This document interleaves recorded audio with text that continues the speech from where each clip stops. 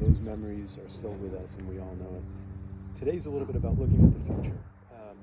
This is your resting place. We brought you home 6 years ago when we took you away from here. Boy, we heard about how much you did not want to be away, and we are so happy to bring you home.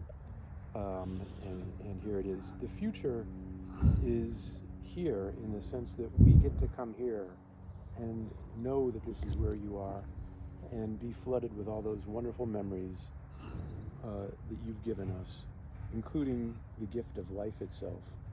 So, Mom, thank you so much for the memories, for the gift of life itself. You spawned 3 wonderful children, my brother John, Meg, myself. You embraced life. You really lived life. You weren't anyone who could take a label, but boy, no one told you anything. You just lived it to the fullest, and I wish I could have done it as well as you. And I look up to that example that you set. So we will be here in the future, and we will remember you, and we will remember these things. We'll remember them in a year. We'll remember them in 5 years.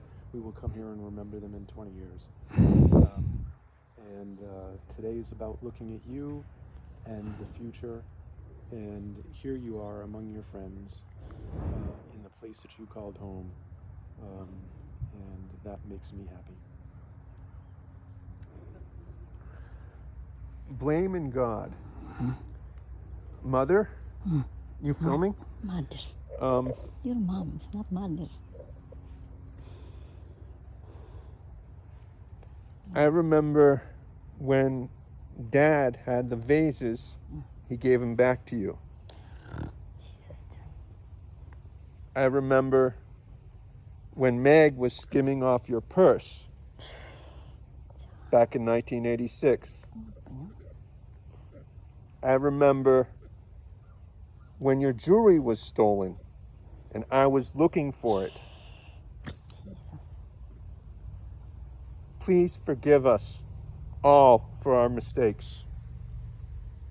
We are blessed. Thank you, John.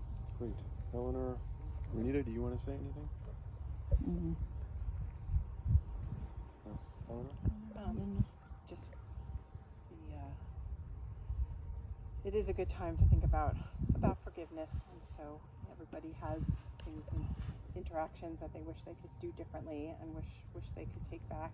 And Pat was a strong woman, and she knew how much everybody loved her, and she knew, I think, how family was so important. And I really appreciate, Rich, what you said about looking to the future and thinking about this is our home. I know our children really look to Hollis as the place where they grew up and felt home, and Pat was really the center of that home. She really created a wonderful place where our family could have a lot of memories, and forever grateful for that.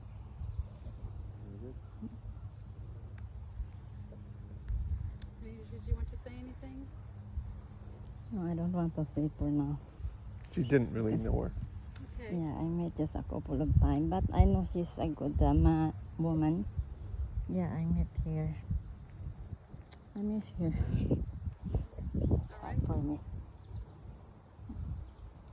Well, I do hope that as time passes in the ways that time has ways of healing, if we open ourselves to that, and especially I appreciated the request you make, John, for forgiveness.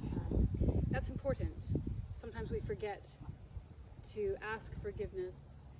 Sometimes we forget to say I'm sorry. Sometimes we don't know how to, even though we want to. There's a part of us that wants to. And I do believe that in the eternal scheme of things, that is the healing work that God does. That is part of the message of Christ's life and death and resurrection. That the death-dealing stuff that makes us drag around our regrets and drag around our grudges for so long. That's death that we're dragging around. And Jesus' resurrection, the fact that he came and visited disciples who had betrayed him, who had disappointed him, who had doubted him, all these ways in which we disappoint.